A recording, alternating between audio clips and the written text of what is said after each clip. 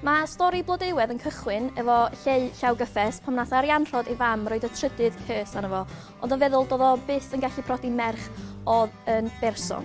Lwcus iawn iddo fo, oedd gen fo math a gwydion ar ei ochr. Oedden nhw yn dewin oedd yn gallu creu wbath allan o wbath. So dyma be nathon nhw. Nathon nhw greu merch i Lleu allan o bloda, coed a bod hi'n prydferth o natur. Nathon nhw enwi hi yn Blodeuwedd, cys be arall fysa chdi yn ei enwi hi, a oedd hi'n gallu cerdded, oedd hi'n gallu siarad, oedd hi'n berffaith. Ideal de? Oedd pawb yn hapus, pawb hynny heblaw am Blodeuwedd, a dwi'n rili baio hi, achos o'n i wedi gael fy nghreu just mwyn prodi boi yma hefyd, so o'n i ddim yn hapus chwaith, enwedig os oedd o yn anwybyddu fi.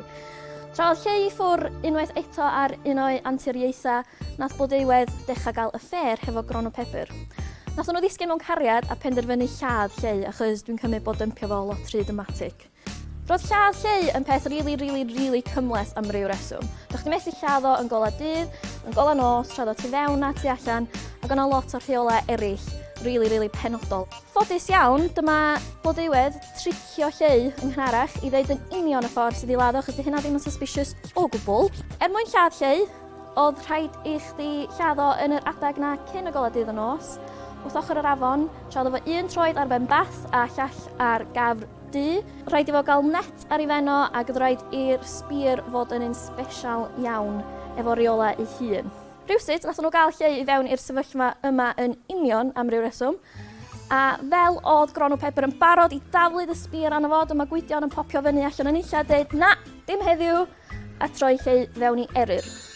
Nath Lleu fflio i ffwr, obviously, a dyma Gwydion yn chwilio amdano fo, so nath o ganu englyn special mwyn ffeindio fo a'i nyrsio fo nôl i'r iechyd da. Cam nesaf oedd i gael tir fo nôl oddi wrth Blodeuwedd a Gronw Pepr. Blodeuwedd athon nhw fynd amdan gynta a gath i sioc trwy tîn yn gweld Lleu, obviously. Dwi'n meddwl sa pob yn gael hynna'n gweld Exum hefyd. A dyma Gwydion yn troi hi fewn i Tylluan. Rheswm nath o droi hi fewn i Tylluan oedd o eisiau revenge, oedd o eisiau gwneud yn siŵr bod hi'n mynd i fod ar ben ei hun trwy gweddill ei fywyd, ac mae gyd adar y natur yn cysau Tylluanod, so dyna oedd i karma hi.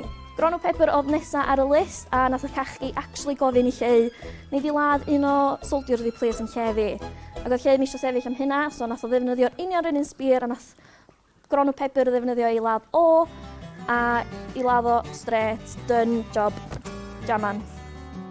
Bechod fod y stori ddim wedi digwydd yn dyddiau yma de, chos dwi'n siŵr fysa nhw i gyd wedi bod ar Tinder a sa neb di marw. Ond dweud hynny, mae yna ddigon o creatures ar Tinder fyd does.